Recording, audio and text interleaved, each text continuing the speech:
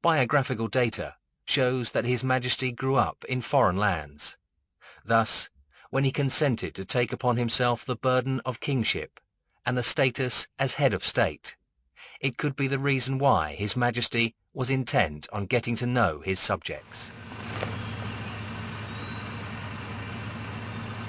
Starting in 1954, dense jungles and mountain ridges and cliffs in the remotest parts of Thailand were the spots where the Lord of the Land and his entourage of mixed ages paid their repeated visits. His Majesty used to ask about the speed hill tribe people walked. Having obtained the answer, he would proceed at an ever-increasing speed. Distance and height not only added up on the time it took us to walk, they also took a heavy toll of the entourage's physical endurance.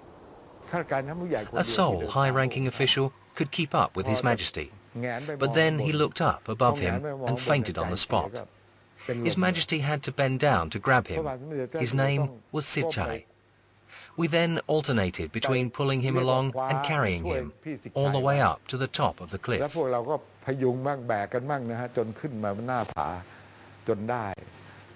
Some members of the entourage were gasping for breath, could not respond to radio calls, and they came that often too.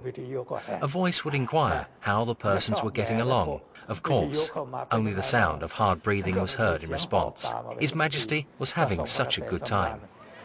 At the initial stage, it seemed His Majesty's first visits to different parts of the country were for the purpose of site surveying, as well as first-hand data gathering to learn the nature of problems his subjects were facing. It could probably be regarded as an orientation to the ensuing royal-initiated projects.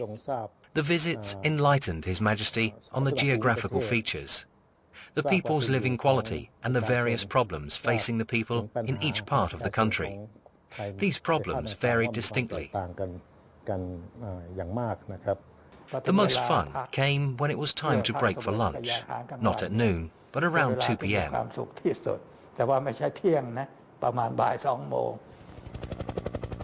The road condition along the routes of His Majesty's visits, especially at the beginning of the reign, can be described as undeveloped. Up on high mountain tops, the only access is by air only. Many destination points were deep in the heart of the jungle, on high altitude. Many others could be accessed by dusty laterite roads infested with potholes. The condition did not bother us much, as we had experienced it before, but it was rough for local officials, like provincial governors and the like. I followed behind and could see how pale they looked sitting there. I mean, they did not faint. They were all sitting in rows when it came to walking up those hills. Everywhere he went, His Majesty would not fail to see calloused hands folded together high over the owners' heads, in respect to him. Some laid out the most precious piece of cloth they had on the ground, waiting for His Majesty to step on them. With the king's footprint on it, the piece of cloth would not be used or washed. Instead, it would be neatly folded and preserved at the praying spot where the people keep Buddha's image. On Sabbath day, they will put flowers to pay homage to the sacred piece of cloth in gratitude for what His Majesty has done for the country. Most of them do this. In highest esteem and with total devotion, people's heads bent down toward the young monarch's feet. This was believed to bring good things to their life of hardship. I was down on the ground to pay respect to His Majesty when he came down. He actually came directly to where I was sitting. I had never dreamed I could meet him in person. Tears readily rolled down my cheeks. I was overwhelmed to see him. As His Majesty walked past them, those expectant eyes lit up in stark contrast with the harsh and weather-beaten faces from hard work. Thus, the people's delight and smiling faces could not conceal the traces of sufferings from His Majesty's watchful eyes. The king knelt down to talk to us, asked how one of us who was blind could come. He said his niece brought him along.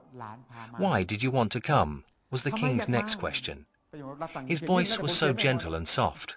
How I loved to hear his voice. He even embraced the old guy.